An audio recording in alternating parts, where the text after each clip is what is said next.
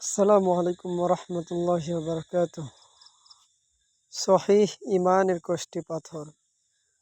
আল্লাহ তাআলা পবিত্র কোরআনে ইরশাদ করেন, আমানার রাসূলু বিমা উনজিলা ইলাইহি মির রাব্বিহি ওয়াল মুমিনুনা কুল্লুন আমানা বিল্লাহি ওয়া মালাইকাতিহি ওয়া কুতুবিহি ওয়া রুসুলিহি লা নুফাররিকু বাইনা আহাদিম মির রুসুলিহি ওয়া ক্বালু সামি'না ওয়া আতা'না وقالوا سمعنا وأطعنا غفرانك ربنا وإليك المصير।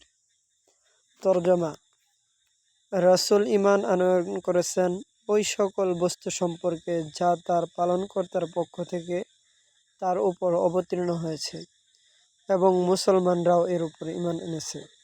সবাই ঈমান রাখে আল্লাহর প্রতি, তার ফেরেশতাগণের প্রতি, তার কিতাবসমূহের প্রতি এবং তার নবীগণের প্রতি।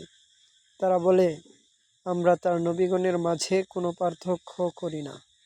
এবং তারা আরও বলে, আমরা শুনেছি এবং কবুল করেছি, আমরা আপনার নিকট ক্ষমা চাই।